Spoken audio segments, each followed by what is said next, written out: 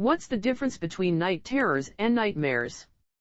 By Mackenzie Hyde, certified sleep coach. Most of us experience bad dreams every once in a while, but chronic nightmares or night terrors can really start to disrupt sleep patterns, and in turn, affect our overall.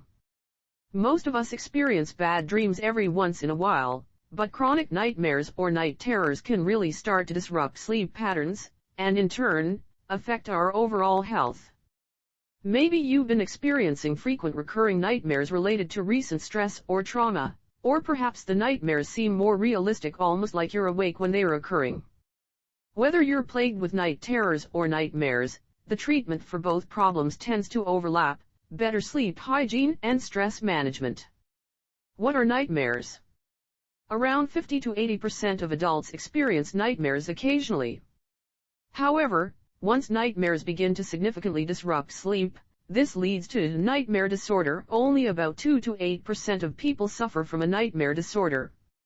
According to the Mayo Clinic, nightmare disorder is marked by fatigue, behavioral problems, especially surrounding bedtime or sleep, and poor memory. Nightmares are scary dreams, often drawing on stressful situations or negative experiences from your daily life. Often, in a nightmare, the negative aspects are exaggerated, causing you to wake up in a panic. Sometimes nightmares are a manifestation of some inner turmoil or stress you're experiencing, and so to address it, you can focus on mental health and stress relief. Nightmares are often linked to PTSD, or post-traumatic stress disorder.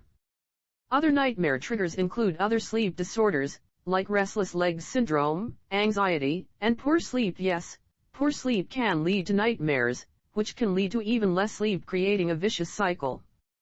Nightmares occur during the REM, or rapid eye movement portion of the sleep cycle. This is the stage when we are most likely to be aroused from sleep. We're more likely to remember nightmares, too, just like other recurring dreams. Night terrors, on the other hand, are not that easy to wake somebody from, and those who suffer from episodes often don't remember them happening the next morning. What are night terrors? Night terrors are more prevalent in children than adults. About 40% of kids have sleep terrors, but they tend to taper off with age, usually by teenage years. Night terrors peak at age 6 and often begin at preschool age.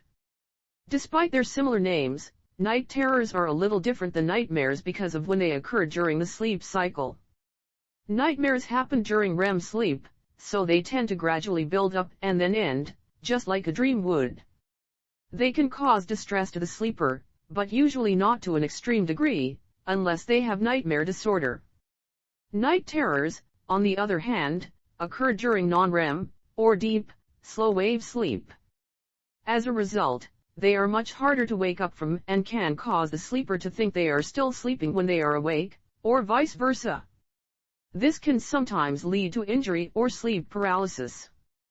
Night terrors are often accompanied by sweating, rapid breathing, fast heart rate, dilated pupils, confusion, or thrashing limbs. They don't usually cause for concern unless they begin to frequently disrupt sleep or lead to physical injury. Other parasomnias linked to night terrors include sleepwalking, sleep apnea, and sleep deprivation.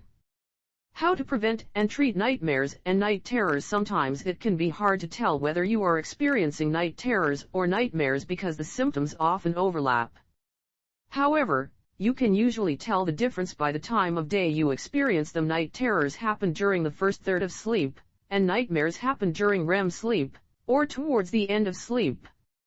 But a hallmark of night terrors is that the sleeper usually doesn't remember having them, so if nobody else witnessed your night terror episode, how do you know you even had one? If you're waking up with a racing heart or you experience related symptoms like sleepwalking, poor sleep, and anxiety surrounding bedtime, you could be experiencing night terrors. Some sleep medicines can cause nightmares and night terrors, so take caution when you use these to treat sleep. We recommend establishing better sleep hygiene habits first before you resort to medication. Stick to a bedtime routine. Sleep problems are often caused by poor sleep habits.